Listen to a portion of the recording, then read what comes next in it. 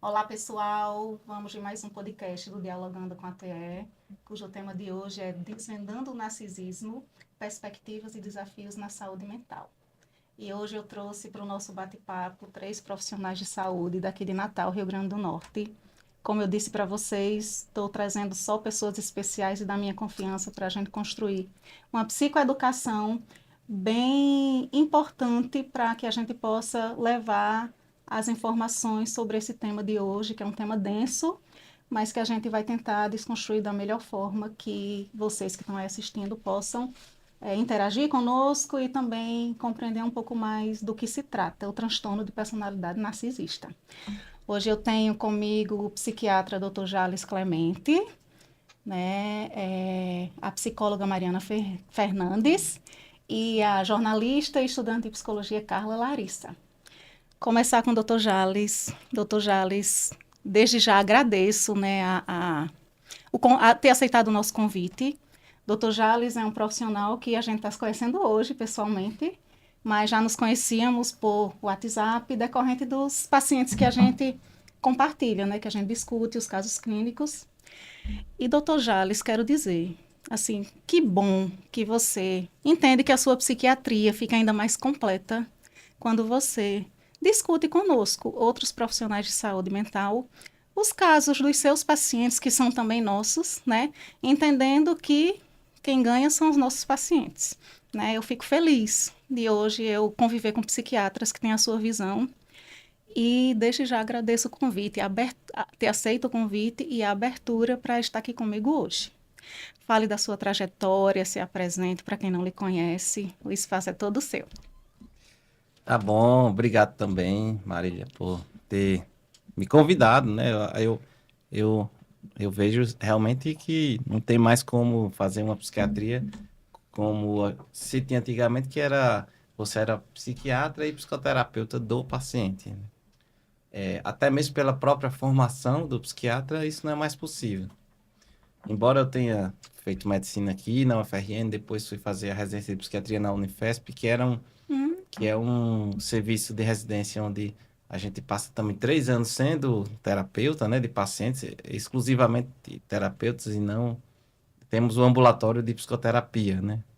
Mas a especialidade você quando está com algum paciente exige que você tenha uma postura ou mais de entender os sintomas e tratar com a psicofarmacologia, porque a psicoterapia envolve você não estar atento a isso, né? Você tem que estar aberto a outras teorias. Então, acho que isso é. E esse trabalho em conjunto na residência foi durante 3 anos, né? E depois se prorroga até hoje. Então, essa é a minha breve trajetória aí na psiquiatria e na combinação com a psicologia. perfeito. E agora Mari Fernandes, a original. Mari, se apresente para quem não lhe conhece, conta aí sua trajetória. Sim, eu sou Mariana, né? Sou psicóloga, tenho formação em TCC, né? E agora também em terapia do esquema. E atuo muito na área da adolescência, né? Família, orientações à família, adulto. E estou aqui, né, para a gente discutir um caso hoje que é tão recorrente. Obrigada por ter aceitado o convite. Eu que agradeço, E Marília. você, Carla Larissa, jornalista, estudante de psicologia, estudante do Dialogando, se apresente para a gente. Oi, Marília, muito obrigada pelo convite, né? Você já falou aí que eu tenho essa experiência no jornalismo e hoje sou, né, apaixonada pela psicologia. Fui escolhida pela terapia do esquema, falo que não escolhi a abordagem, foi a abordagem que me escolheu, que eu acho que hoje faz muito sentido para mim. E achei muito interessante esse tema que nós vamos discutir hoje.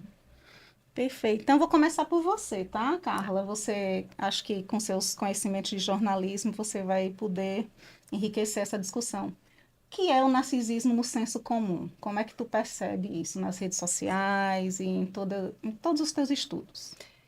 Eu vejo, Marília, hoje o narcisismo como uma pauta nas redes sociais bem parecida com o TDAH, né? Parece que ficou um assunto realmente em alta, que tá na moda, né? E aí eu percebo que tem muitos perfis que nem são de psiquiatras nem de psicólogos, inclusive, que falam sobre esse tema e colocam muito o narcisista como o vilão, uma pessoa que vive um teatro, que consegue seduzir as pessoas, principalmente quando se fala de casais, né? Ou então a mãe narcisista. Todo mundo hoje está diagnosticando a mãe como narcisista. E eu sempre vejo, não, o narcisista, ele não tem jeito, o único jeito é você se afastar dele. Isso é o que se vê muito nas redes sociais. E parece que realmente virou um nicho, que você vê inclusive cursos, como lidar com o narcisista, como se afastar do narcisista. Se sua mãe é narcisista, como é que você faz? Então, e pelas postagens, eu vejo que, na verdade, se fala ali de talvez até outros tipos de transtornos, talvez transtorno antissocial, borderline. É meio confuso o que se fala. E também a gente precisa entender, acho que o Dr. Jales vai falar sobre isso, que existem pessoas que têm traços, mas que não são necessariamente narcisistas, né? E, e aí, uma coisa que eu me lembro no curso, quando a gente fez sobre o módulo do narcisista, era que, justamente, eu acho que por causa dessa visão do senso comum, né? De pensar, o narcisista é uma pessoa que não tem jeito, que não tem empatia. E eu pensava, então, o que que a gente vai fazer como terapeuta com o narcisista, né? E eu falava que eu achava que era um perfil que eu ia ter dificuldade de ter empatia. E aí foi o que você me falou, foi o quê? Você lembra? Você me falou que como paciente e nós como terapeutas do esquema, sendo nosso paciente, a gente tem que ter, antes de tudo, empatia por eles, né? Isso. Realmente. São pessoas de difícil convivência, né? Porque sim, tem um padrão de grandiosidade, uma necessidade de admiração, né? Uma pouca empatia, né? Necessitando ser desenvolvida a empatia, mas por trás dali tem uma pessoa em sofrimento, né? Que é muito difícil de compreender porque o indivíduo que tem o transtorno de personalidade narcisista, ele sabe muito bem encobrir, né? Essas faltas emocionais. Mas antes de entrar no link da terapia do esquema, já que você falou, doutor Jales, na saúde mental, o que é o transtorno de personalidade narcisista, né, na saúde mental e na psiquiatria? Bem, eu concordo com Carla, que ela está falando da banalização dos rótulos em psiquiatria, e agora a moda, uma das modas é banalizar o narcisismo, e como todo rótulo tem vantagens e desvantagens, mas eu acho que a desvantagem é a questão do... No TDAH a gente tem dificuldade com autodiagnóstico, né? Mas essa situação é mais assim, as pessoas não estão fazendo autodiagnóstico de narcisismo, mas estão rotulando os outros de narcisistas, né, com esse diagnóstico. E para nós, psiquiatras, né, assim, se a gente seguir a risca os critérios de diagnóstico de um paciente que tem transtorno de personalidade narcisista, o primeiro e o principal critério é saber se essas características de grandiosidade, necessidade de admiração, de falta de empatia, né, de até ser mais arrogante, agressivo, tudo, isso tem que ser um comportamento generalizado, ou seja, acontecer em todos os ambientes onde essa pessoa frequenta. Isso. O segundo critério seria se isso traz algum tipo de sofrimento. A gente conhece pessoas que têm essas características, mas isso não traz sofrimento para ela, nem ela, e ela mantém bons relacionamentos com outras pessoas também. E tem que saber se são características que não são da fase da pessoa, né? Por exemplo, crianças têm fase em que tem grandiosidade, adolescente também, né? Alguns adultos, por exemplo, para você obter sucesso na vida, você tem que querer ter um maior sucesso que você gostaria, tem que preservar por isso e tudo. Então, e também da cultura, né? Numa época, eu fui fazer uma supervisão com um professor lá em São Paulo e ela falou assim, o que você estava falando é que ainda existe uma espécie de coronelismo na sua região que você mora e tal. E assim, seriam esses coronéis também pessoas narcisistas, né? Ou é uma característica da cultura, né? Então a gente tem que saber, temos que saber diferenciar se não é uma coisa da cultura mesmo, do ambiente. Então tem que ser generalizado, inflexível, rígido. A pessoa não muda, né? De acordo com as experiências e tem que trazer sofrimento para ele ou para outras pessoas, né? é muito difícil você chegar e fazer esse diagnóstico, né, de uma pessoa que tenha, é, porque você tem que primeiro ter na psiquiatria você tem que primeiro ter a história que a pessoa conta, mas tem que ter também a história que as outras pessoas contam, porque não necessariamente uma pessoa que tenha características de narcisismo vai chegar lá e vai relatar que ela é assim, né? Vai vir através do relato de outras pessoas.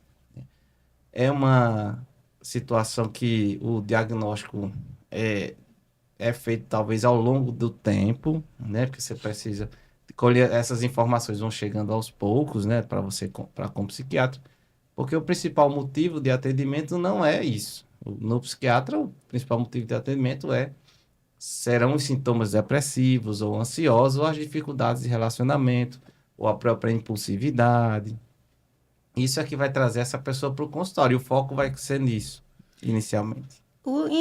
De maneira geral, os transtornos de personalidade, né, Isso, doutor? de uma maneira São geral. avaliados de maneira mais longitudinal, né? E demora um tempo maior para ser fechado esse diagnóstico. Demora muito mais tempo e, voltando ao início da nossa conversa, né, assim, vai precisar muito também da opinião do terapeuta, que é quem vê semanalmente, né, o paciente. Né, algumas situações a gente pode pedir avaliações mais específicas da própria neuropsicologia ou uma avaliação psicológica mesmo, ou então fazer inventários, né, com características que a pessoa responde, ou então testes específicos para saber o tipo de personalidade, né, daquela pessoa. Mas isso requer muito mais tempo, né? E mas uma das coisas que acontece muito no consultório do psiquiatra é que a gente tem o feeling, assim, a intuição, né, de que aquela pessoa tem características narcisistas. Uhum. Isso acontece demais e a gente tem que ter muito mais cuidado, porque é um paciente que você vai ter muita dificuldade de manter o relacionamento, já que ali vai se representar tudo, o jeito como ele se relaciona com as outras pessoas e que está levando ele até o seu consultório também vai se repetir com você. Perfeito.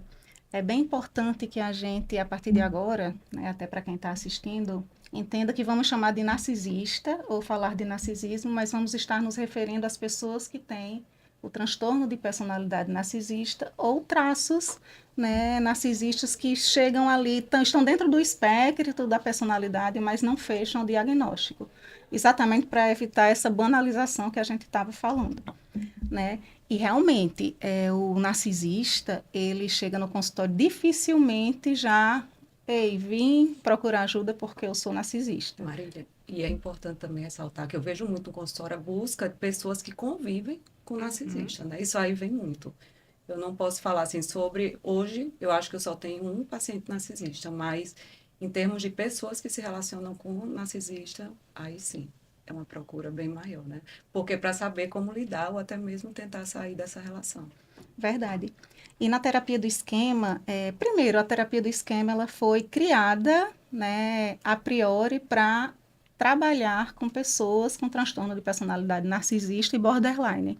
Né, o criador da terapia do esquema, Jeffrey Young, ele era tecicista e ele se deu conta que a terapia cognitivo-comportamental não conseguia alcançar a complexidade, né, dessas pessoas que traziam muita resistência terapêutica, muita rigidez mental, e ele não conseguia com a TCC efetuar as reestruturações cognitivas e as mudanças comportamentais. E aí ele então entende que precisava mexer em um nível mais profundo da cognição, que cuidar e trabalhar as memórias emocionais, ativar essas memórias emocionais de modo que essas pessoas com esses transtornos de personalidade pudessem, de fato, mudar, né? E evoluir no seu processo e se transformar numa pessoa com mais saúde mental a ponto de ter menos prejuízo na sua relação consigo mesmo e com as pessoas que convivem. Como a gente estava dizendo, sim, as pessoas que convivem com um narcisista, eles realmente sofrem, porque o narcisista, ele vai sim nos ferir, né? E é preciso ficar claro, e é difícil de entender, né? E é por isso que é tão importante esse podcast para essa psicoeducação. Ele vai sim nos ferir, mas não vai ser promover a dor pela dor. Ele promove a dor no outro em busca de proteger o seu ego frágil, De um né? alívio, né? De um Em- alívio Isso, emocional. em busca de proteger o seu ego frágil, que eles ficaram ali congelados naquele egocentrismo infantil, né? Então, assim, não é a dor pela dor. E é nesse sentido que nós, profissionais de saúde mental, precisamos sim ter empatia Uhum. com esse indivíduo que fez essa construção e combinou com esse transtorno de personalidade narcisista. E aí Jeffrey Young, ele entende em todos os estudos, né, que a terapia do esquema hoje é validada cientificamente, ele traz que a maioria dos narcisistas, eles vêm de origem familiar e de faltas emocionais, de solidão, de isolamento, né, de muita permissividade alguns, de um comportamento indulgente dos seus cuidadores. Uma falta de validação, às Isso, vezes, né? Das suas invalidação, emoções, aceitação condicional, eles precisavam ou suprir as necessidades emocionais desses cuidadores para poder serem aceitos, enfim. E aí tem toda uma construção de falta emocional também por trás de um indivíduo que ele traz esse transtorno de personalidade narcisista. Como todos os adoecimentos mentais e os transtornos de personalidade não se escolhem, né, doutor Jales? Ou se escolhe ter o transtorno de personalidade narcisista, ou borderline, enfim. É uma dúvida de Marília. Eu vejo muitas pessoas escolherem TDAH e autismo hoje em dia. Mas o transtorno de personalidade é assim, até uma coisa que é difícil você conversar, porque não é uma doença que você dá um nome e diz à pessoa que ela tem essa doença, né? Assim, não faz o menor sentido dizer, olha, porque você é narcisista, Uhum. né? Que não tem, mas então você tem que trabalhar na base da relação com aquela pessoa, né? Da transferência e ou do como a terapia do esquema, não sei como é que chama exatamente. Mas não é um diagnóstico que você coloque até para você colocar no laudo se precisa Uhum. de borderline, às vezes é mais fácil colocar no laudo, a pessoa é, se reconhece mais, né? Mas o narcisista acho que não, é difícil. Doutor Jales, eu acho que é importante assim a gente explicar um pouco para o leigo, né? É que os transtornos de personalidade, nós normalmente, né, pode até ter carga genética, não sei, mas a pessoa não nasce dessa forma, né? É uma construção junto com a própria personalidade, não é isso? E aí, o que entra muito, eu sou mãe de duas meninas, é como a gente educar uma criança para não chegar nesse ponto de desenvolver um transtorno narcisista ou outro tipo de transtorno de personalidade. Tem muito essa importância de como aquela criança foi educada para não chegar a desenvolver um transtorno de personalidade como o narcisismo, por exemplo. Repita a pergunta, eu estava pensando em outra coisa. Os transtornos de personalidade, eles vão sendo construídos junto com a nossa personalidade, né? Que é uma coisa que vem da infância, da adolescência, e tanto que a gente fecha o diagnóstico mais na vida adulta, né? Assim? Os Entendi transtornos. direito. Eu entendi que você quer saber se é inato ou aprendido. É porque os transtornos, por exemplo, TDAH é de neurodesenvolvimento, TEA é neurodesenvolvimento, mas os transtornos de personalidade, eles são uma construção. Você não nasce narcisista, não é assim? Na verdade, assim, o que eu acho, o que eu sei é que esses diagnósticos, assim, a gente às vezes fica separando entre o que é uma doença e o que também não é doença. Uhum. Por exemplo, esquizofrenia, TDAH, até depressão mesmo, é mais fácil você já classificar como uma doença, que é multifatorial, tem a genética, tudo. Mas acho que os transtornos de personalidade ainda não são classificados como uma doença em si, é mais uma situação, né? É uma síndrome, assim, um conjunto são características, né, da pessoa, mas tem essa questão de ser rígido, de não ter um aprendizado, não mudar conforme a experiência. Então, eu não sei se existe uma coisa determinística, causa e efeito, né? Acho que é uma coisa construída mesmo ao longo da vida. Uhum. E com a predisposição genética, né, Sim. da vulnerabilidade biológica do temperamento emocional, né, na terapia do esquema, o temperamento emocional, ele é o termômetro, né, de como aquela falta emocional vai impactar na construção da minha personalidade e, a partir disso, vai dar espaço para sintomas de doença ou vai dar espaço para o processo de saúde e doença, vai determinar, né? E aí, Mari, você dizendo que tem um paciente narcisista, eu gosto muito de atender narcisista, né? Realmente eu me identifico, é fácil para mim. Não que seja fácil o processo, mas é fácil para eu entender. Sim. E é importante que entendamos também que, sim, são cruéis, né? Eles, eles encontraram um comportamento hipercompensador, protetor desligado, né? Para proteger essa criança solitária, essa criança vulnerável. E sim, a convivência com esses indivíduos é difícil, né? É bem complicada, é bem adoecedora em algumas situações. A gente não pode esquecer que por trás, né, desses sintomas, tem uma pessoa em sofrimento. Uhum. Uma pessoa em sofrimento que tem uma casca, que tem uma barreira emocional tão grande para proteger o seu ego, né, de tão frágil que de maneira inconsciente ele se vê, que faz com que ele, de fato, maltrate as pessoas. Né? E eles estão sempre na defensiva, né, Marília? São pacientes que chegam ali sempre na defensiva. Então, a gente tem que ter esse cuidado, né, para poder acolher e não entrar nesse embate, né? E através a gente fala, né, da empatia e através daquela, como é que a gente, confrontação empática. Isso. E aí já... Seu cabelo assim. Tá na frente. Tá na frente. Assim tá melhor. Pronto, voltando. Gravando. E aí a gente pode até discutir um pouco sobre o impacto, né, do transtorno de personalidade narcisista na convivência com as pessoas, né, com os filhos, com os parceiros amorosos, com os parceiros de trabalho, né. Eu penso que é bem difícil chegar no nosso consultório, acredito que no seu também, doutor Jales, no consultório psiquiatra, um paciente que venha tratar este transtorno. Geralmente é uma depressão, é um TDAH, é um transtorno ansioso, né? Porque a esposa deu como condicionante que fosse se tratar, ou o esposo, né? Porque perdeu o emprego, né? Esses são, comumente são as situações em que o narcisista ele procura tratamento psiquiátrico ou psicológico. Né? E na experiência de vocês, e você também, Carla, que já está iniciando a prática, né, na escola, na academia de psicologia, como é que vocês veem o impacto na saúde mental dessas pessoas que convivem com o narcisista? Marília, o principal que eu vejo muito é a questão da autoestima, né? São pessoas que chegam com autoestima super rebaixada, né? E aí, o que é que a gente tenta ver nessa pessoa? Que ela começa a duvidar de si mesma. Ela entra naquela relação que acaba sendo, muitas vezes, uma relação tóxica, né? Sim.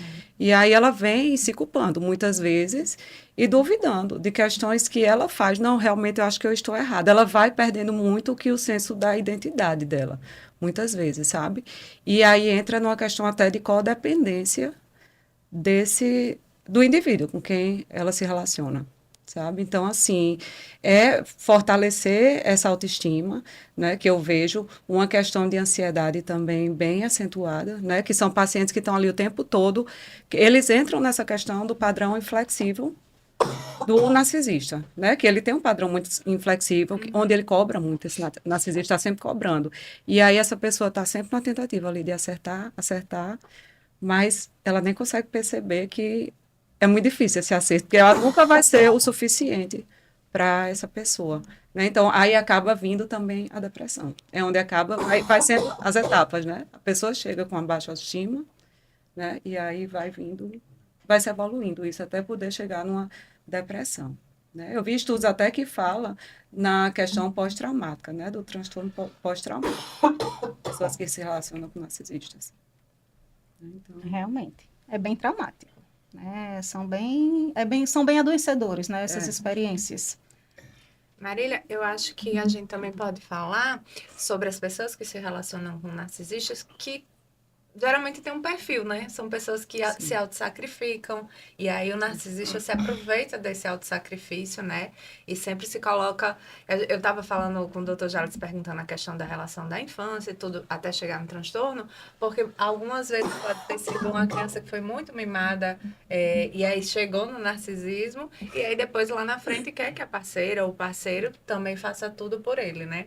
Eu sou o mais importante aqui, você tem que se autossacrificar, ou ser também uma pessoa subjugada, muitas vezes, né? E nisso vai causando esse adoecimento. E o que Mari falou, eles costumam também fazer muito esse gaslight, né? Fazer a pessoa duvidar, assim, não, realmente o problema sou eu, não é ele, né? Ele é tão ali, uma pessoa tão poderosa, tão importante, tão grandiosa, então eu que tô errada, né? Eu que tô... Você se fica colocando abaixo, né? E ele sempre acima. Agora, é importante falar que essas pessoas, geralmente quando criança, né? Eles são muito validados pelo pai, pronto. A questão de, até isso, a gente ter esse cuidado com os filhos, né? De ter cuidado com o que a gente valida nessa criança. Ai, tirou 10, sempre muito aplauso, medalha, sempre muito... A gente supervalorizar isso, né, Marília? Faz com que aquela criança cresça achando que ela só vai ser reconhecida quando ela tem conquistas, né? Acho que nesse caso o problema é realmente quando você só faz com aquela condição, Sim, né? Geralmente exatamente. crianças que só são validadas pela beleza ou inteligência ou pelo talento, e se não for nessas situações, não recebe o carinho, o afeto ali, e realmente acha que na vida adulta só vai ser reconhecido quando tiver grandes feitos ou quando for uma pessoa que apareça grandiosa de fato. Sim. A demanda que chega para o psiquiatra é bem difícil, porque geralmente se a pessoa chega por conta de depressão, principalmente, né? E a pessoa deprimida já vai ter mais dificuldade ainda de resolver esse conflito no relacionamento que ela tem com alguém que é narcisista, ou o narcisista vai empurrar ainda mais a autoestima para baixo e tudo.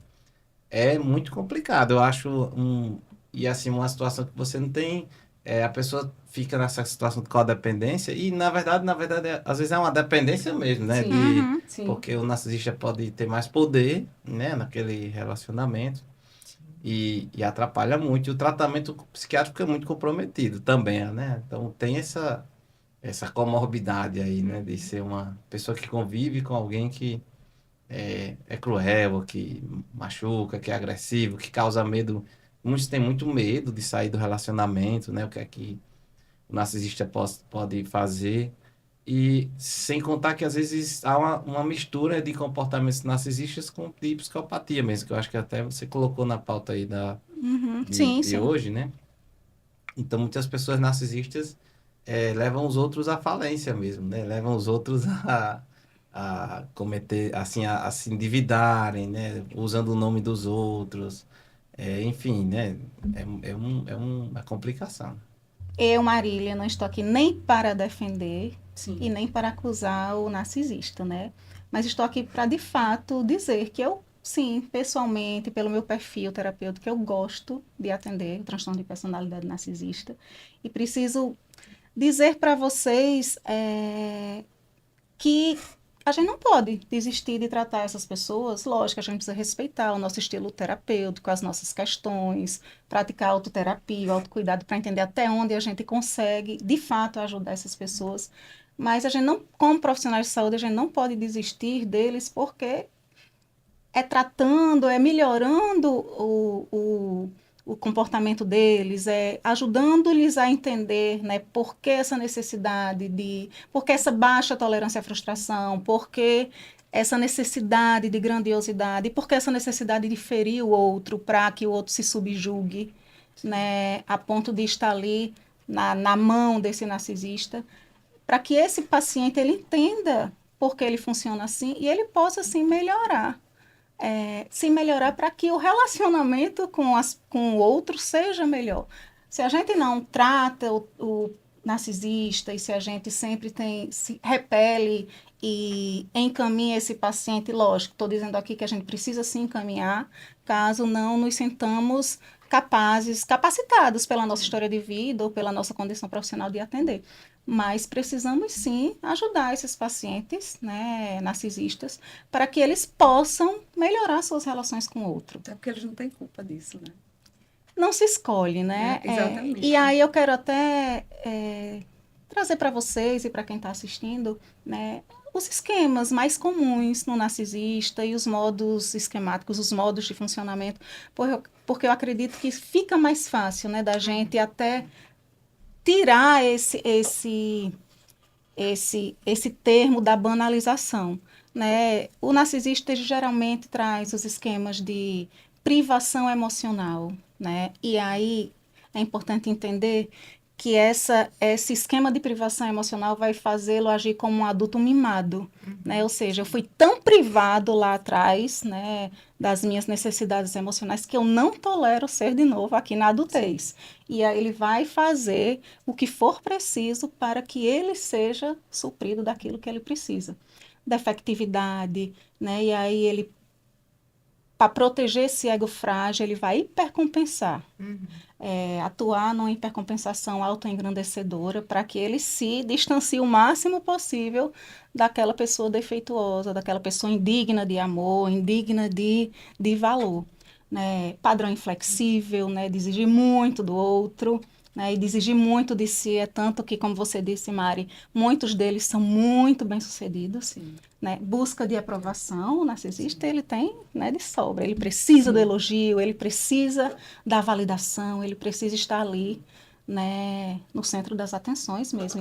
Ele precisa estar ali no palco, né, com os holofotes. Subjugação. E é interessante a subjugação porque, às vezes, ele vai se subjugar ao parceiro amoroso, ou de amizade, ou de trabalho, mas é uma subjugação em que ele cede, mas o ceder dele faz parte da manipulação mental. Né? Então, assim, é preciso entender que os modos esquemáticos mais comuns são hipercompensação autoengrandecedora, a criança solitária, o protetor autoaliviador, né? Sendo presente muito uso e abuso de drogas, né? Uso de álcool, compulsões, compulsões sexuais, de compras, né? E isso faz com que facilite, né, a nossa identificação, né, lógico, dentro de um universo técnico, mas não totalmente profissional, né, de quem está assistindo, para que desbanalize, né, de que todo mundo que nos frustra, de que todo mundo que parte o nosso coração é narcisista. A gente não pode esquecer da autorresponsabilidade. Né? O que eu vejo muito nas redes sociais são pessoas que estão com o coração partido nas parcerias amorosas e porque estavam numa condição de dependente emocional e que por um comportamento ou alguns comportamentos desse parceiro ou dessa parceira e que terminou esse relacionamento taxam o ex de narcisista. Né? Eu não trabalho com culpa, mas trabalho com responsabilidade. Sim. Porque sempre existe uma saída de buscar ajuda, de buscar se cuidar, né? de se fortalecer para que possa entender melhor porque está naquele relacionamento e porque está deixando aquela parceria amorosa partir o seu coração. E Marília falando também, né? Você está falando como terapeuta e a gente como terapeuta que vai atender o narcisista, acho importante a gente lembrar também que essa busca que ele tem por realização, às vezes vem de uma voz crítica, impunitiva dos pais, né? Ligado àquilo que Mari falou. Sim. Os pais só reconheciam quando eu tinha grandes feitos e aí na vida adulta ele tem essa voz que faz, não, eu tenho que realizar, agora eu tenho que conquistar. E como né? o doutor Jales falou também, eles passam, tem a fase do narcisismo, né? Quando criança, na nossa evolução, Sim. a gente passa pela fase mesmo como criança de narcisista, né? E aí, se nessa fase, eu comparo muito até na parte, quando eu era fono, né?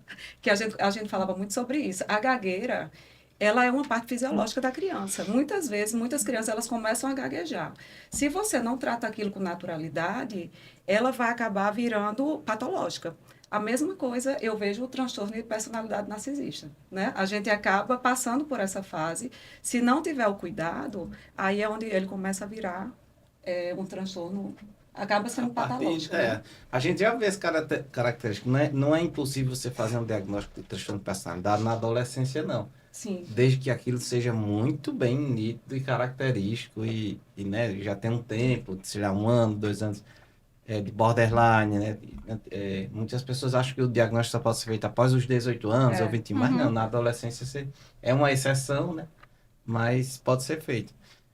E eu tô vendo vocês falarem, eu tava lembrando aqui que eu acho que vocês aprontaram uma pegadinha comigo hoje, porque o primeiro paciente do dia era um paciente que eu acho que tinha um transtorno de personalidade narcisista, né? Olha aí. Ele chegou no consultório dizendo que eu era acho que o quarto psiquiatra que ele estava, mas que todos os outros anteriores eram muito ruins, muito fracos, que ele teve vontade de mudar as cadeiras e ele ser o psiquiatra e os psiquiatras serem o paciente dele. Ele já estava sendo o paciente o psiquiatra dos psiquiatras Sim. que ele procurava, né?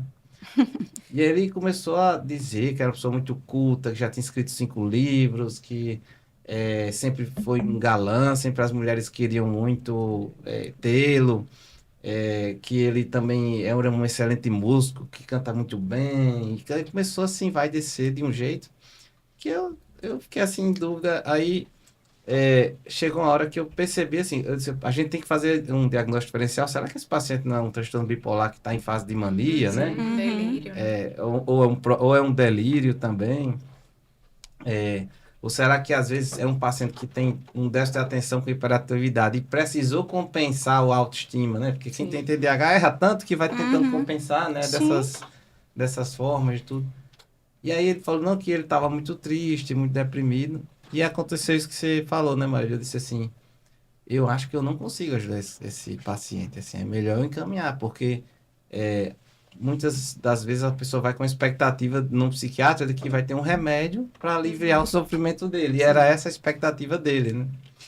E aí eu disse, olha, me desculpe, mas eu acho que eu não tenho tanta experiência, minha bagagem cultural não é suficiente já que você é uma pessoa muito. Tá trazendo. Eles estavam dizendo que estava com saudade dos amigos dele que conversavam sobre Nietzsche o tempo todo. Começou a meter filosofia. Aí eu, olha, desculpa, mas eu não tenho essa bagagem. Eu acho que você está com uma demanda existencial que eu não. Aqui é um psiquiatra, é mais.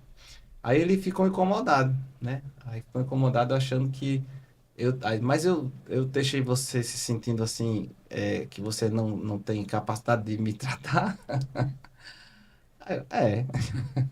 Me desculpe e tal. E aí dei o telefone de outros psiquiatras que já têm, sei lá, mais de 60 anos e que de repente posso às vezes enquadrá-lo, né, como uma situação de um paciente, né? Porque eu jamais atenderei a expectativa Sim. dele de em uma ou duas consultas passar um remédio que ele já vem reclamando de vários outros que passaram e não deu certo, né?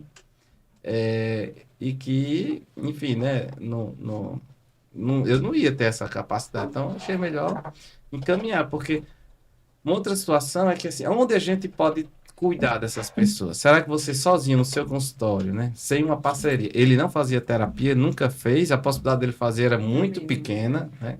Qual é a sua capacidade de você sozinho no seu consultório dar conta de um caso desse? Se você é psiquiatra, bem menos. Se você é psicólogo, até que tudo bem, vai ser toda semana. E a expectativa dele é através da psicoterapia, né? A expectativa com o psiquiatra é através de um remédio. E o remédio não funciona, né? E ele vai lhe culpar também, né? Nessa situação. Eu acho que a gente não tem ambulatórios ou centros, né? Às vezes você precisa encaminhar um paciente como esse para um CAPS mesmo, então para o hospital dia, né? Ou então para clínicas onde haja mais profissionais integrados. Acho que onde eles vão ser atendidos é um problema também. Doutor Jales, deixa eu lhe dizer uma coisa. Nesse seu relato, pela minha experiência, eu acredito que esse paciente vai voltar para o senhor.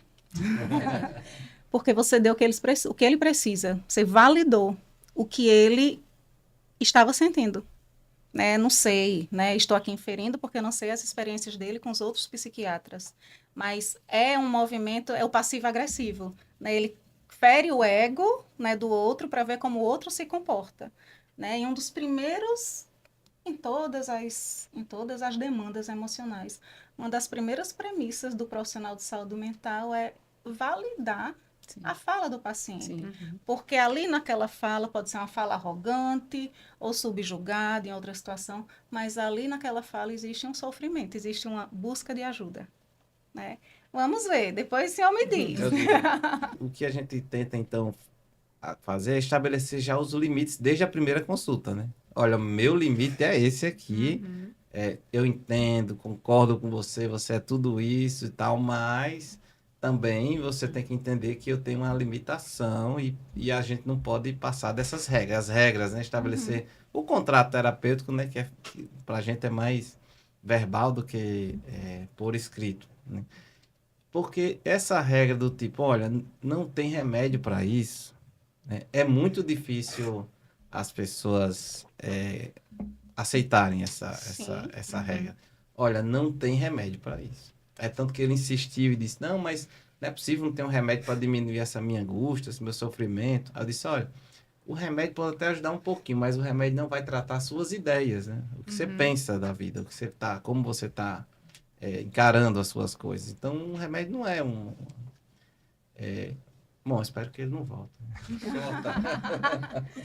É, você me lembrou agora de um paciente meu, né, narcisista, que ele chega para mim, né, com um discurso bem parecido, e aí que tinha procurado o melhor psiquiatra em termos de currículo, viu?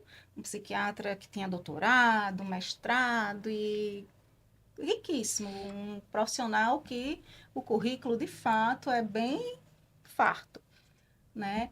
E eu fui construindo com ele exatamente o que fazia ele sempre voltar para o meu consultório, porque eu deixei muito claro, ó, eu não sou a melhor psicóloga em termos de currículo. Eu não tenho interesse em docência universitária, eu não tenho interesse em fazer um mestrado, em fazer um doutorado, eu tenho interesse na prática clínica, em me aperfeiçoar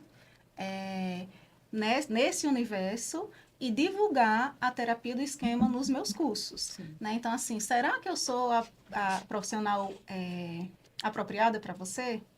E aí ele se deu conta de que isso já dentro de uma parte do processo clínico, né, do tratamento clínico, ele se deu conta que isso não era importante e chega no ponto que o psiquiatra não atende a necessidade dele. O psiquiatra super rico de especializações, de mestrado, de doutorado, e aí ele se dá conta de que aquele não é o valor ideal para escolher o psiquiatra que vai ajudá-la no processo. Né? Mas sim, eles chegam muito com esse discurso de grandiosidade. É da autoexigência, né? De uma exigência muito grande. Tudo tem que ser muito perfeito, tudo tem que ser... É uma exigência muito grande, né? Que eles têm. Você falou de currículo, lembrei agora de outro caso. Que foi assim, uma psicóloga me encaminhou um paciente, era uma consulta online, e ele me disse que tinha terminado um relacionamento e que não estava... Não, ele estava namorando uma pessoa, não queria ficar, mas tinha terminado e estava com insônia, com problemas emocionais e tudo. E aí eu fui e perguntei assim, mas vem cá, você não acha que você pode estar... às vezes a pessoa tem um pensamento, né, sobre uma situação, sobre o fim do namoro, que vai ser um sofrimento enorme, não sei o quê. Mas você acha que isso não pode ser uma espécie de um exagero, assim, um pensamento... Eu quis perguntar se estava distorcido, né? Sim. Aí ele, depois de que eu fiz essa pergunta, ele mudou, começou a ficar bem lacônico, respondendo. Aí eu achei estranho, disse, poxa, mas tudo bem, vamos terminar com isso aqui, passar um remédio para ele, estava ansioso e tal, né? Eu disse, pronto, quer perguntar mais alguma coisa e tal? Aí ele disse, quero. Eu acho que o senhor, como psiquiatra, não deveria duvidar do que os seus pacientes sentem, porque você disse que eu estava exagerando no meus, no, que o meu sofrimento era exagerado. Aí rapaz, eu acho que não tem nada que eu possa dizer para ele agora que... Ele não se sentiu validado. Não, Nesse caso foi o contrário, né? Ele não se sentiu validado emocionalmente. Eu quis né? validar, dizer assim, não, tenha calma, isso aí vai passar, talvez seja uma fase, mas ele já entendeu o contrário. Aí eu achei estranho, aí depois eu liguei para a psicóloga, né, que tinha me encaminhado, e disse, aconteceu isso, coisa meio estranha. Aí ela disse, Jales, antes desse paciente fazer terapia comigo, ele já veio para fazer terapia, ele estava com uma psicóloga, uma aluna minha, que não conseguiu dar conta do caso dele.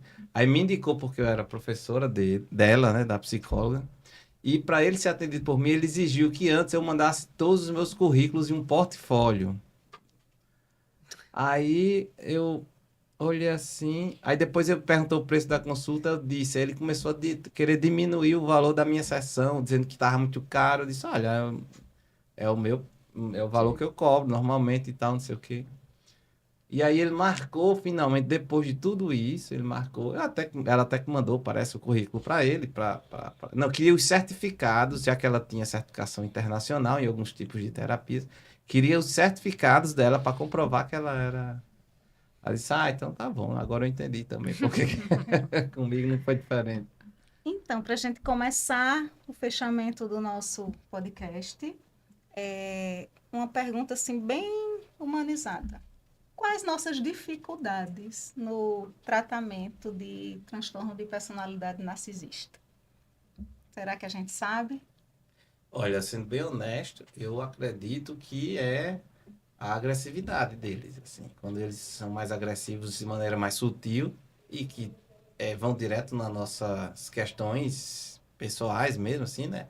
Na nossa autoestima ou na nossa capacidade, no que a gente, nas nossas feridas, né? E eu acho que isso é uma grande barreira para continuar o atendimento, porque você começa a se sentir muito mal, porque lhe atinge de alguma forma, né? Assim, querendo ou não, por mais que você diga, não, ele é o paciente, sou o médico, não vamos personificar, mas emocionalmente não tem jeito, né? Você se sente mal, né? Não tem você não se sente confortável, você não quer ajudar. Quando você não sente a vontade de ajudar aquela pessoa, porque ela lhe agrediu também, aí acabou-se, né? Não tem mais como. É melhor encaminhar ou então dizer que não pode, enfim, né? Verdade, doutor. A gente precisa ter essa humildade, né? Também esse reconhecimento de que nem sempre a gente vai dar conta de ajudar aquele paciente. Sim. E até para evitar outros conflitos, às vezes eu digo, olha, desculpe, tal, quero que você procure outra pessoa. Eles, mas você tem que indique alguém. Eu digo, não, não vou indicar ninguém. Você que procure, porque depois você vai me responsabilizar também por essa indicação, né? Porque eles não se autorresponsabilizam, né? Mas de uma forma geral, eu lhe digo que praticamente quase todos, vamos dizer assim, a maioria dos pacientes que a gente tem sim características de narcisismo e que a gente consegue lidar se não houver agressividade. Então, tem muitos pacientes que têm, só que quando tem a questão da agressividade, aí é melhor que se interrompa, né, aquele vínculo. No caso da terapia, né, Marília, eu acho assim, a dificuldade maior é fazer com que ele enxergue as fragilidades dele, né? Porque tudo que ele não quer ver é isso, né? A vulnerabilidade, a Sim. fragilidade. E aí na terapia a gente precisa mostrar para ele.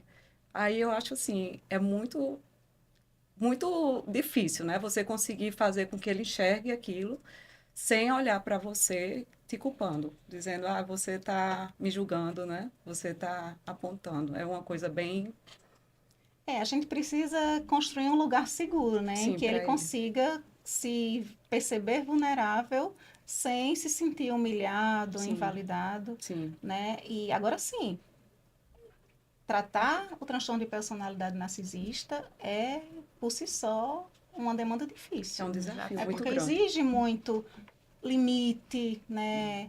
O limite sempre vai ter um gasto maior de energia até a gente construir esse vínculo em Sim, relação às faltas, em relação a faltar e como é que fica esse compromisso em relação ao financeiro, em relação à responsabilidade, em relação à valorização com o horário do psicólogo, né? Alguns pacientes são muito sedutores, né? E querem extrapolar o limite, né, dentro do set terapêutico em relação à relação terapêutica paciente e psicólogo. E a gente precisa entender que é uma demanda do transtorno. É como sim. eu digo, fica mais fácil quando a gente não olhar só para o sintoma, quando a gente consegue construir uma relação terapêutica em que a gente olhe para além do sintoma O passado, o que é que que faltou, que a né? gente entenda que ali Faltou. tem uma criança privada, Sim, uma criança solitária. solitária, uma pessoa que, através do padrão que ela construiu de se defender, né, e de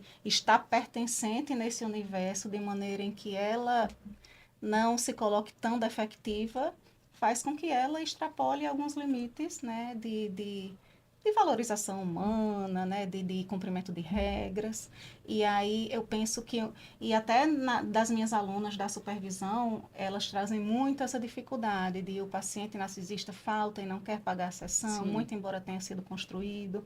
O paciente desmarca faltando meia hora, e ela se não é sente importante, né? desvalorizada, Você não é né, e já importante pra ativa mim. os esquemas do próprio psicólogo. Sim. Né? Então, eu vejo assim, essas dificuldades como bem importantes de serem trabalhadas, se a gente se propõe a atender os narcisistas. Mas essas pessoas que convivem com os narcisistas, aí você manda para mim. Marília, eu fiquei pensando aqui uma coisa. Quantos narcisistas teremos no futuro, com muitas crianças hoje sendo criadas de uma forma muito mimada Sim. materialmente Sim. e com muito vazio do afeto por falta da presença física, né? E um dos maiores casos é a falta de limites, né? Uhum. Que vem dos narcisistas, é a falta, a necessidade emocional não atendida, é a falta de limite. Então, hoje, muitas crianças, elas não têm essa necessidade, né? Sabe que é uma pergunta que eu me faço, né? Nós, nossa geração, somos uma geração que tínhamos medo dos nossos pais, Sim. né? E hoje temos medo dos nossos filhos. Uhum. Então, assim, o famoso meio termo, que é o equilíbrio, nossa geração ainda Sim. precisa ir muito em busca e por isso precisa investir tanto em saúde mental. Mas eu me pergunto, Mas você falou aí, Carla, disso aí, mas assim, a gente tá falando de pessoas narcisistas, mas a gente não pode esquecer de famílias narcisistas também, Uhum. né? Sim. E essa é uma grande dificuldade, às vezes, você tratar um paciente, porque não é a paciente que tem um narcisista. Às vezes o paciente nem é narcisista, mas os pais, assim, a família como um todo, né? Se acham super grandes, super envaidecidos, né? São competitivos demais, querem que os filhos sejam os melhores. E a própria sociedade hoje exige essa performance, né? Principalmente por causa das redes sociais. As Então, escolas são pessoas vão... narcisistas, as escolas querem ser as melhores no Sim. Enem, o que importa é a nota, né? Então, os alunos são premiados pelas notas, né? Pelo seu desempenho, e não como são tratados como pessoas que... Isso acontece. não sei se teremos um índice maior do transtorno de personalidade, mas pessoas Dos que traços. têm mais Traços. traços egocêntricos, individualistas, E frágeis, né? Também. frágeis, né? De principal tema, principal dificuldade que a gente precisa bater sério, falar sério, é a intolerância à frustração. Uhum. E é isso que essas crianças estão com dificuldade, né? Somos de uma geração que fomos tão frustrados Sim. que hoje não toleramos que os nossos Frustrar filhos nossos se filhos. sintam frustrados. Sim. Então, estamos errando ainda essa medida, né? Mas fica aí a reflexão, Uhum. né? De que por que é que a criança ela precisa receber não? A criança precisa receber não é porque nós somos pais ruins, né? Não é porque somos cruéis. A criança ela precisa receber não para ela poder construir o repertório emocional de tolerar a frustração, porque quando ela vai para o mundo na adolescência e na adultez, ela vai se frustrar. A gente não tem como privá-los da frustração. E aí chegam adolescentes ou adultos frágeis, porque Sim. não foram frustrados. Então, vai ser muito mais difícil para esse adolescente ou para esse adulto lidar com as demandas da vida, né? Com as demandas da vida fora de casa, fora do ambiente familiar. Minha demanda de adolescente, né, Marília, que eu vejo muito, que eles chegam no consultório muito falando isso dos pais. Meu pai só vira para mim para perguntar pelas minhas notas. Tudo que eu vou falar, e suas notas. Eu não posso fazer isso por causa das minhas notas. Ninguém pergunta como eu tô, como é que eu tô me sentindo para a prova, como é que foi a prova. E aí, tá com nota boa? Tem uma paciente que toda semana ela chega reclamando disso. Mariana, não peço mais nada ao meu pai, porque eu já sei a resposta. Ele vai virar para mim e vai dizer, melhore suas notas, que eu vou fazer. Então, sempre é como, ela disse até assim, é como se eu fosse um boletim ambulante. Ela diz, eu Valor chego em dessa, casa, né? eles olham para mim como se eu fosse um boletim, né? Pois é, eu já atendi paciente que o pai chegou ele é adolescente, antes do filho entrar na consulta, ele, olha, eu vim aqui que eu quero que o senhor passe Ritalina pro meu filho, porque ele tá com nota baixa e ele não pode reprovar. Aí eu disse, vixe, agora eu vou atender ou não esse adolescente? Aí eu fui atender o adolescente, né? E aí o adolescente começou a reclamar que ele não tinha problema de TDAH nenhum, que ele só não estava gostando da série, não sei o que, não sei o que. Eu disse, e agora que você não passar essa receita pra você, o que é que seu pai vai reagir? Mas, pá, aí eu enfrentei e disse, não, tá bom, não vou passar não. né, deixei. Mas isso que eu tô falando de famílias narcisistas, de não pode frustrar, não sei o quê. Né? Até porque o médico é você, né? Aí ele já chega falando, olha, eu quero que passe. Eu preciso do seu carinho, né? Exatamente. Para passar Ritalina para o meu filho. Não, mas pode comprar no Mercado Negro hoje em dia, não precisa mais de médico não, né? Você pode ir lá e... Se for só por isso, né? Mas hoje em dia eles têm a necessidade, não é muito dessa questão. Ah, vamos aqui para a medicação e a quantidade de pessoas que estão fazendo uso cada vez mais, né? Porque não pode lidar com a ansiedade, não pode lidar com a frustração, exatamente isso. Marília, você perguntou como terapeuta, né?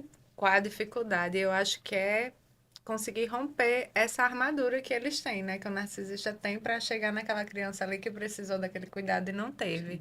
E aí eu lhe pergunto, como terapeuta também, você falou de tentar manejar o comportamento, né? Eu lembro de um caso que você falou que o paciente tinha feito algo muito grave e aí eu fiquei revoltada. Eu disse, você não ficou Sim, com não raiva dialogando, dele, né? não? Aí você disse, não, ele é meu paciente. O que eu fiz foi tentar manejar o comportamento dele para ele reparar aquilo, que era até um caso de agressão, ele se entregar, ele tentar reparar aquele comportamento, já que ele não conseguiu não fazer, agora que ele tente reparar. Então, você teve a empatia de acolher ele e de manejar para que ele haja de uma forma melhor, né? Para quem ele... Então, acho que o desafio é esse, a gente conseguir romper essa armadura e tentar manejar. A Sim. pessoa é daquele jeito, mas o que é que a gente pode fazer para que o comportamento dela seja manejado para que cause menos danos ao outro, né? A si e ao outro. Ah, verdade, eu lembrei agora, Carla. Foi numa aula do Dialogando, né? Do Uhum, módulo sim. de transtorno de personalidade narcisista. Eu estava relatando exatamente o caso de um narcisista que, em uma determinada situação, tinha agredido um familiar. Né? E você disse assim, ah, você não Que ficou... era uma mulher, então eu fiquei, né? Ah, você não ficou com raiva dele? Não, não fiquei com raiva dele. Eu senti vontade de cuidar dele. Uhum, Né? sim. Eu lembrei, foi exatamente isso que eu disse. Era um caso de violência à E é mulher. exatamente isso.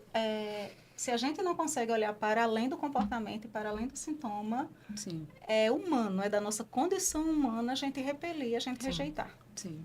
Né? Porque são comportamentos egoístas, né? São comportamentos cruéis de fato. Uma grande dificuldade que eu vejo dos psicólogos, né, me metendo aqui Sim. dos pacientes que eu vejo que são narcisistas, é quando os psicólogos eles não conseguem estabelecer, vou dizer, contrato, assim, né, mas esse vínculo terapêutico que não é o tratamento dos sintomas, né. Então, eu vejo, chega o paciente reclamando do psicólogo porque mandou fazer uma agenda semanal, mandou fazer um exercício de resistir de pensamentos disfuncionais, sei lá, algumas técnicas da própria TCC, né? Que, claro, assim, ele vai se sentir muito diminuído você Sim. pedindo para ele fazer uma coisa muito simples, né, e tudo mais. E também de algumas vezes que o psicólogo, eu acho que às vezes ele não concorda não, mas não enxerga, né, não vê, não acredita que aquele paciente é narcisista e acha que vai resolver o problema, né? Que é mais ou menos como se o psicólogo fosse um narcisista também. E ele quer resolver. Aí, meu Deus, você tá vendo que essa situação é mais grave do que você tá. Você acha que você vai.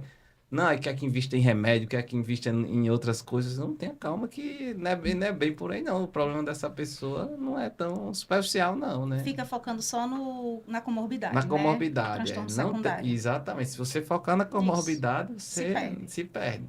E aí por isso tem uma paciente que eu atendi em consultório essa semana que também tinha algumas características narcisistas. Olha, eu preciso muito que você vá num psicólogo. Ela, não tenho paciência para psicólogos. Essa frase aí, você... não tenho paciência para psicólogos. Mas como assim? O psicólogo é um lugar onde você vai e fala o que der na mente e tal, não sei o quê. Não vou não, porque tem muitos que falam, né? Sim.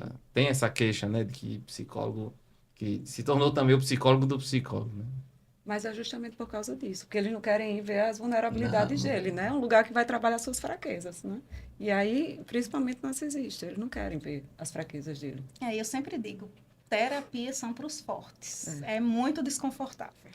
Né? Exatamente. É muito desconfortável fazer terapia, eu entendo. E também entendo que só vai funcionar a terapia quando aquele indivíduo, ele de fato, se propuser a se implicar no processo. Ele pode ir pela esposa, ou pelo marido, seja lá por qual motivo o traga no consultório. O processo ele só vai, de fato, ter progresso quando ele se implicar no processo. Que é diferente do psiquiatra, que alguns pacientes, algumas famílias chegam perguntando, né? Esse remédio só vai fazer efeito se ele se ele acreditar que o remédio faz efeito? Não. O remédio faz um efeito independente da vontade do indivíduo. Mas claro que se ele tem um efeito placebo também, né? Mas, por exemplo, esquizofrenia vai tratar com um remédio. O remédio vai fazer efeito independente da pessoa acreditar ou não. Gente, vou precisar fechar nesse podcast, porque se deixar a gente vai ficar o dia todinho, porque é um tema denso, mas ao mesmo tempo em que tem muitos vieses para a gente conversar e discutir.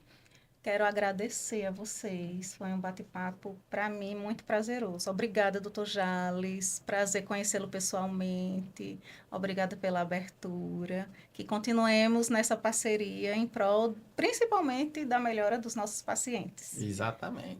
Obrigada, Mari Eu que Fernandes, agradeço. Eu que por agradeço. aceitar o convite e por contribuir, psicoeducando, quem está Sim. assistindo sobre esse tema. Muito obrigada. De nada. Feliz em estar aqui. Carla, obrigada. Eu que agradeço também o convite e agradeço também a vocês. Foi um bate-papo muito bacana.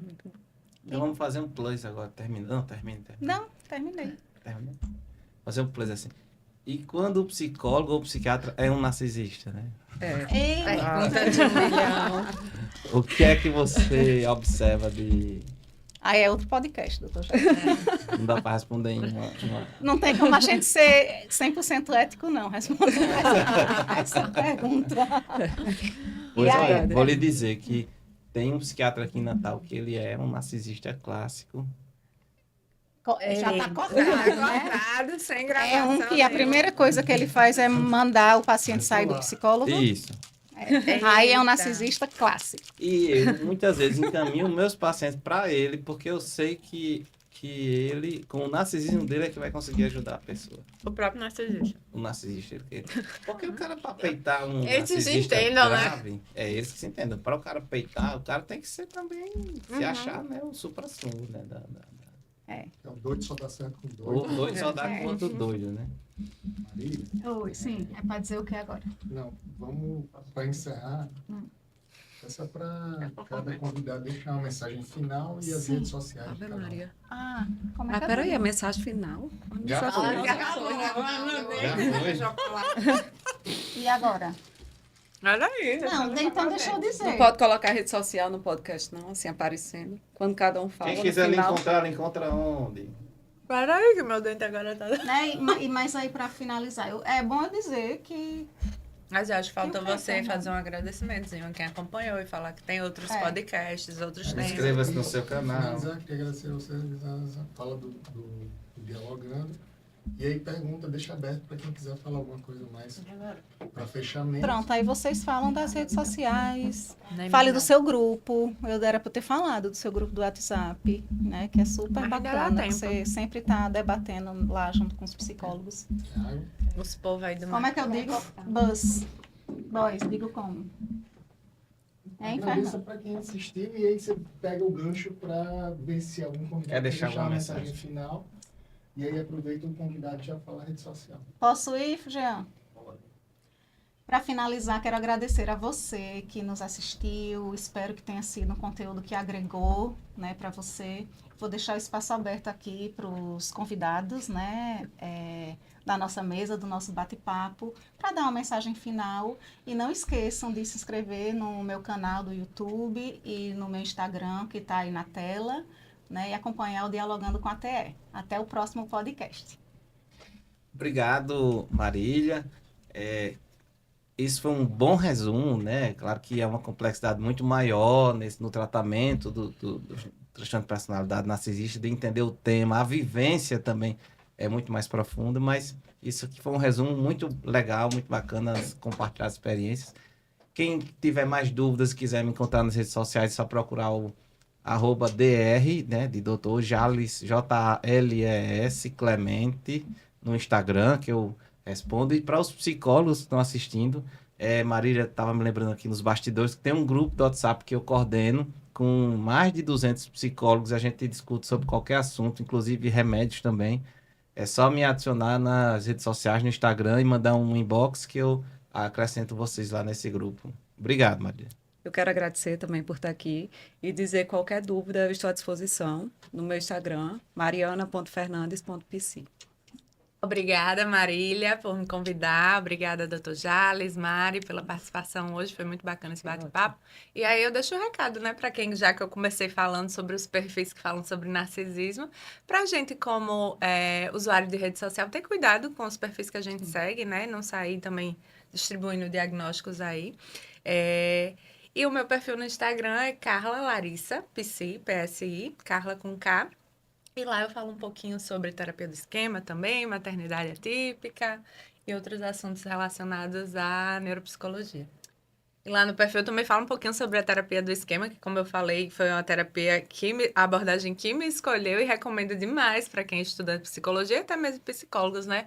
Que é uma abordagem que está bastante em alta por ter essa respaldo científico, né? Principalmente para os transtornos de personalidade. Inclusive, recomendo o curso Dialogando com a Terapia do Esquema, com Marília. Eu fui aluna da última turma e foi uma experiência incrível, tanto para a gente como profissional, como pessoalmente.